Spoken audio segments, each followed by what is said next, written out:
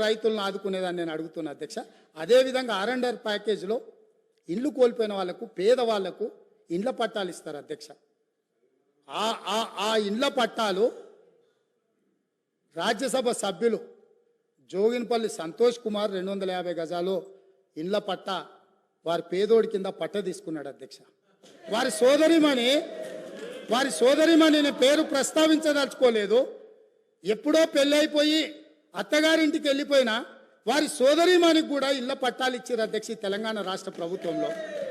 R and R package పేదలకు, అత్యంత నిరుపేదలకు ఇవ్వాల్సిన ఈ ప్యాకేజీలో ముఖ్యమంత్రి గారి కుటుంబమే నిబంధనలను ఉల్లంఘించి ఆర్ఎండ్ఆర్ ప్యాకేజీలో ఇళ్ల పట్టాలు కూడా తీసుకున్నారంటే ఇంకా కూడా అక్కడ నిలబడి మమ్మల్ని దోషులుగా నిలబెట్టడానికో, ఉమ్మడి రాష్ట్రంలో సమైక్య పాలనలో జరిగిన తప్పిదాల గురించి ప్రస్తావించి మమ్మల్ని నిలదీయాలన్న ఆలోచన ఇది ఏ మేరకు సమంజసము అధ్యక్ష? మీరు ఒక్కసారి ఆలోచన చేయండి.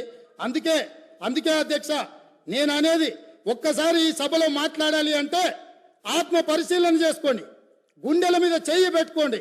మేం మాట్లాడుతున్న దాంట్లో న్యాయం ఉందా? మేం మాట్లాడుతున్నది ప్రజలు గమనిస్తున్నారు. ప్రజలు ఇంకా మమ్మల్ని ఇక్కడికైనా ఉంచినరు, ఇది కూడా ఉండాలనా లేదా అని ఇవాళ మీరు ఆలోచన చేయాల్సిన అవసరం ఉంది అధ్యక్ష. అదేవిధంగా కాంగ్రెస్ పార్టీ గురించి, ఇందిరమ్మ రాజ్యం గురించి, ఇందిరమ్మ రాజ్యం అంటే ఇదా అదా అని వారు మాట్లాడారు. ఇందిరమ్మ రాజ్యం అంటే రైతు రుణమాఫీ అధ్యక్ష.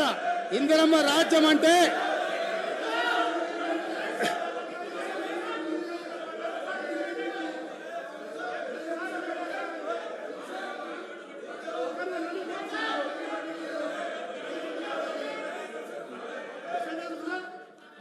అవకాశం వచ్చినప్పుడు మాట్లాడదు అధ్యక్ష.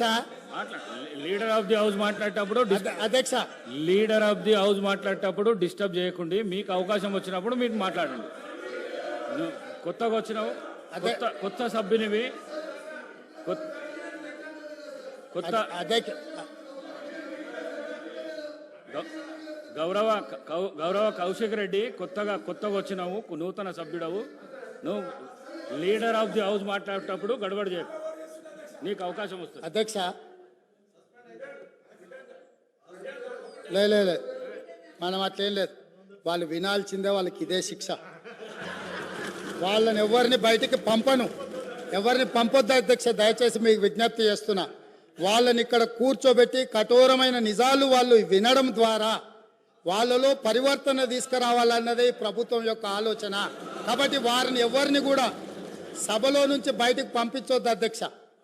అందుకే ఈరోజు ఇందిరమ్మ రాజ్యం గురించి పదే మాట్లాడుతున్నారు అధ్యక్ష. ఎస్, ఇందిరమ్మ రాజ్యం తెస్తాం సోనియమ్మ నాయకత్వంలో. ఖచ్చితంగా ఈ రాష్ట్రంలో ఇందిరమ్మ రాజ్యం అంటే పేదలకు ఇందిరమ్మ ఇండ్లు ఇస్తాం, భూమి లేని దళితుల గిరిజనులకు అసైన్మెంట్ భూములు ఇస్తాం, పోడు భూముల పట్టాలు ఇస్తాం, పేదలు చదువుకునే విద్యార్థులకు